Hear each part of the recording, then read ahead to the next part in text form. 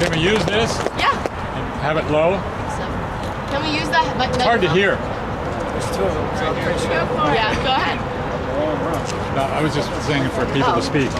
Let me go ahead and speak up since I'm here dressed in the uniform of corporate America. It's not because I'm from corporate America, it's because I want people here to know that there's people that dress like this that think like Chris Hedges, let's say. Chris Hedges, who you may have heard of, is probably one of the primary reasons I'm here. Chris Hedges, who's a journalist, who's a writer, he wrote The Death of the Liberal Class. He writes a column on Truth Dig every week. He just last Friday sued Barack Obama for the National Defense Authorization Act and the provisions that put him in jeopardy and will put people doing what we're doing possibly in jeopardy of being detained without charges indefinitely here or abroad somewhere. And well, first of all, my name is Hastings Jones. I go by the name Brother Jones. I am a lawyer. I've been a lawyer for 25 years. I've represented prisoners for 15 of those years. I've taught for 7 of those years. And my sympathies have always lied with the underclass. That's where I've come from. I dress like this, but you know, I come from poor working people. And I have to be here.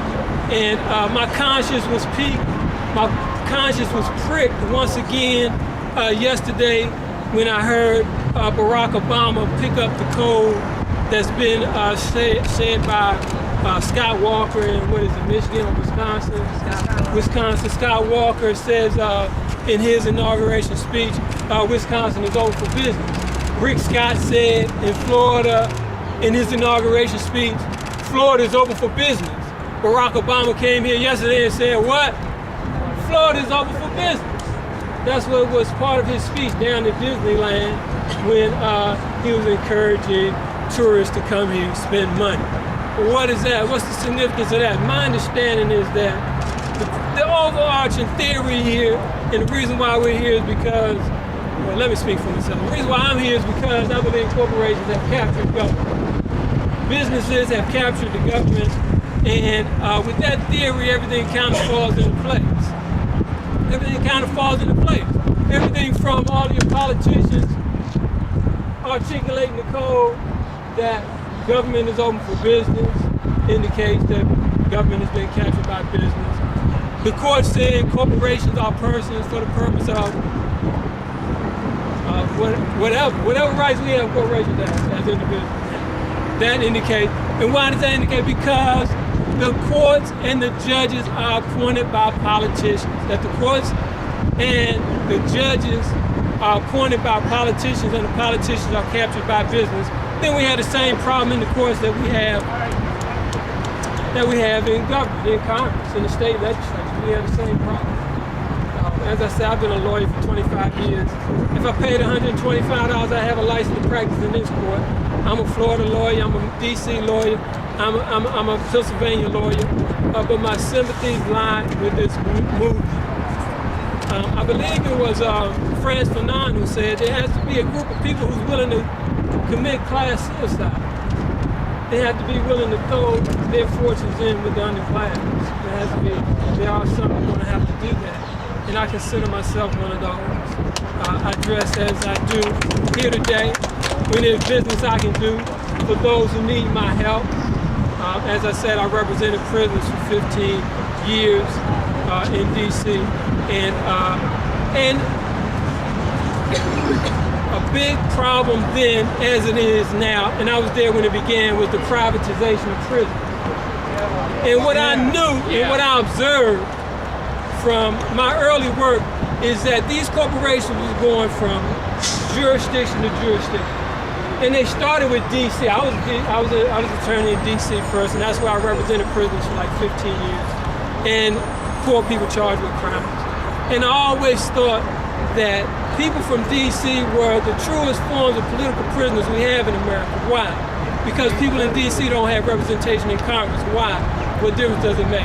Because these businesses go to Congress and get the laws passed that make their business possible, to make it possible to have private prisons, to make it possible for Bendix, Correction Corporation of America, and 4 or 5 others to take over from the D.C. Department of Corrections, to take over from people who were elected by the people whose family members may be locked up. Corporations have taken over from when it was true government officials that were accountable to the people, and who you could go to and say, hey, my family member didn't get a fair shake at their parole hearing. Can you do something about that? Give them another hearing. That's no longer true in D.C. I watched it happen in D.C. and I watched them take their model of taking over prison and then expand from one state to the other. And that's their tactic. They try it out in wherever they think it's most doable, and they perfect their technique of taking over these corporations. And that's what they've done. They've done it in prisons, and now they've done it in Congress, and now they've done it in the courts. And yeah, we have to make our presence felt. Chris had just said, well, we have to be nonviolent because violence plays into their hands. They have all the instruments of violence to defeat us.